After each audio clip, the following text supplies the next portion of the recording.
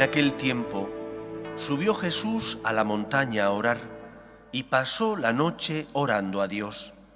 Cuando se hizo de día llamó a sus discípulos, escogió a 12 de ellos y los nombró apóstoles. Simón, al que puso de nombre Pedro, y Andrés, su hermano, Santiago, Juan, Felipe, Bartolomé, Mateo, Tomás, Santiago Alfeo, Simón apodado el Celotes, Judas el de Santiago y Judas Iscariote, que fue el traidor. Bajó del monte con ellos y se paró en un llano, con un grupo grande de discípulos y de pueblo, procedente de toda Judea, de Jerusalén y de la costa de Tiro y de Sidón. Venían a oírlo y a que los curara de sus enfermedades. Los atormentados por espíritus inmundos quedaban curados, y la gente trataba de tocarlo, porque salía de él una fuerza que los curaba a todos. Palabra del Señor. Gloria a ti, Señor Jesús. La fiesta de los santos apóstoles Simón y San Judas nos habla de la estructura esencial de la Iglesia, de cómo Cristo quiso que fuera su Iglesia, no de cómo queremos nosotros que sea su Iglesia, que es una pequeña pero fundamental diferencia. Nosotros tenemos que hacer aquello que el Señor desea, que para eso fue Él el que fundó la Iglesia, la instituyó para que fuera luz en medio del mundo. Y cuando algo se desnaturaliza, pierde su forma de ser y por lo tanto corre el riesgo entonces de no cumplir la misión para la que fue creada e instituida. Nos han enseñado, y así es, que la Iglesia fundada por Cristo está alentada por el Espíritu Santo. Es la tercera persona de la Santísima Trinidad, el Espíritu del Señor resucitado, el que dirige y guía a la Iglesia para que, a pesar de las turbulencias que hay, de los problemas, de las dificultades, a pesar de que a veces el humo del infierno pueda colarse por las rendijas de las ventanas, no la eche abajo, porque el Espíritu la sostiene. La Iglesia permanece de pie, cumpliendo la misión que Cristo le encomendó. Y este Espíritu, el Espíritu del Señor resucitado, este Espíritu dirige a la Iglesia por medio de distintos instrumentos. El primero y principal es la jerarquía. La Iglesia asentada en la roca de los apóstoles, la Iglesia que elige a los sucesores del Papa y de los obispos para que sean instrumento de Dios mediante el magisterio, es decir, la enseñanza dogmática, pastoral y moral que ilumina las conciencias de los hombres. Pero a la vez ese espíritu se sirve también de los carismas. ¿Qué son los carismas? Son dones que el Espíritu Santo hace suscitar dentro de la Iglesia para solucionar problemas que ocurren en el mundo, en la sociedad y también dentro de la Iglesia. Un carisma fue, por ejemplo, el nacimiento de las misioneras de la caridad.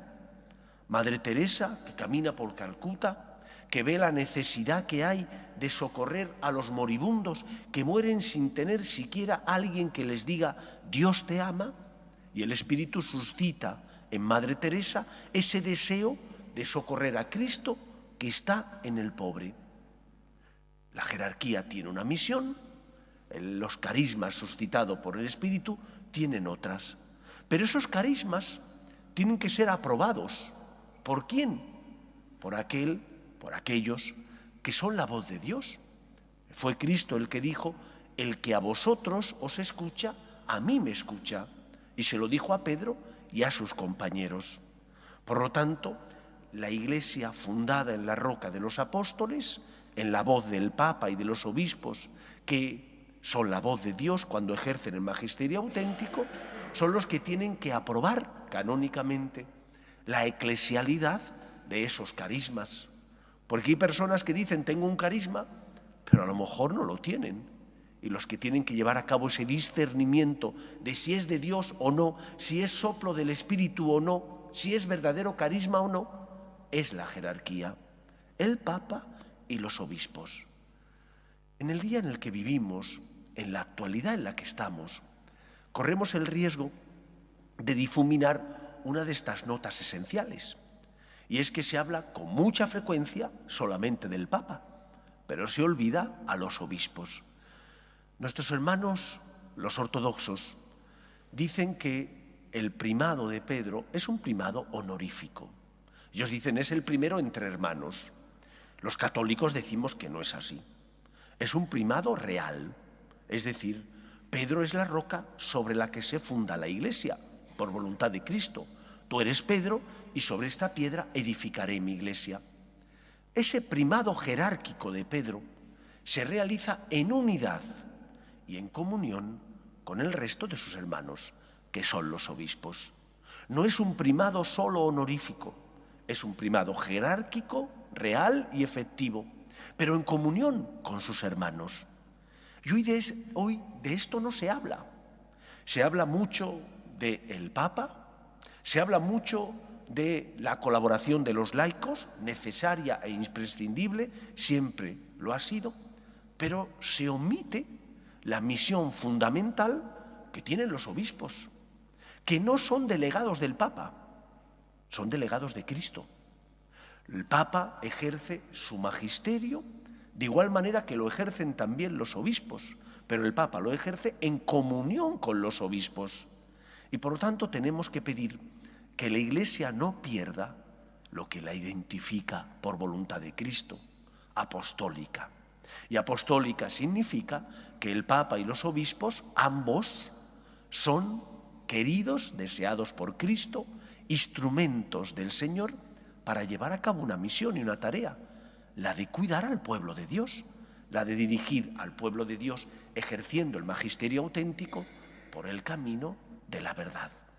Pues pidamos en la fiesta de San Simón y San Judas, apóstoles, pidamos que la Iglesia mantenga la esencia que Cristo deseó, una Iglesia jerárquica, una Iglesia carismática, una Iglesia basada sobre la roca del Papa y de los obispos.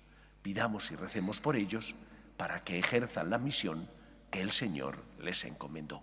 Y nosotros seamos dóciles a la voluntad de Dios que nos llega por medio de su enseñanza. Que el Señor nos ayude. Nos ponemos en pie.